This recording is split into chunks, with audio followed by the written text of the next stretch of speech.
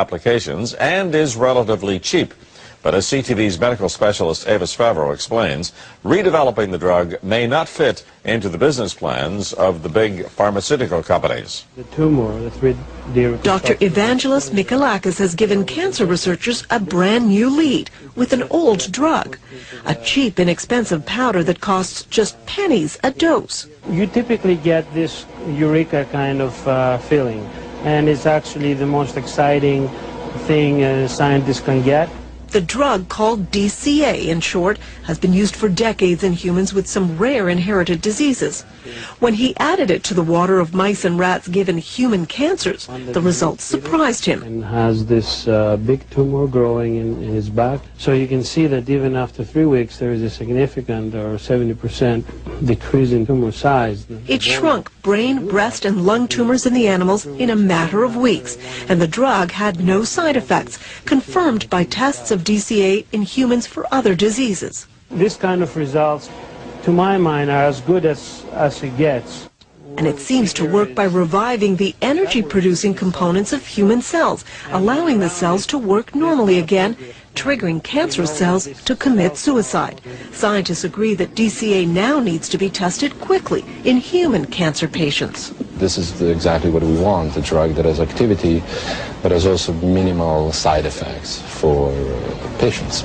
But there's a problem. DCA isn't owned by any pharmaceutical company. There's no patent on it. So on one hand, it could become a very inexpensive new treatment for cancer. On the other, drug companies won't be interested in funding studies for a drug that won't make them a profit.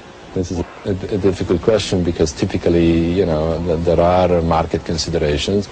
So now Dr. Michelakis has to find someone who will pay for the next round of testing. We hope that we can attract the interest of universities here in Canada and in the United States. And he doesn't want to let the medical dream of a cheap, effective anti-cancer drug disappear just because it might not make someone a lot of money. It costs, some say, about $100 million to get a new drug through all the phases of testing onto the market. So it will be interesting to see if this old drug actually gets a new chance at becoming an anti-cancer medication. Lloyd?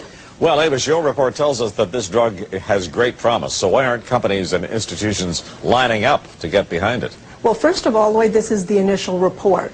Secondly, because the drug isn't patented, it's an old drug, if someone invests in researching it, they're not going to make a profit because anyone can make it. So we'll have to see. There are some agencies, public agencies, government agencies that may give it funding, but that's still a question that will have to be answered.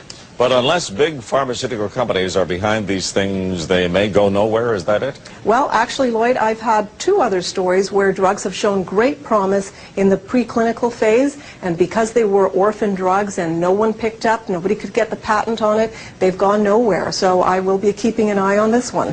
Thank you very much, Avis.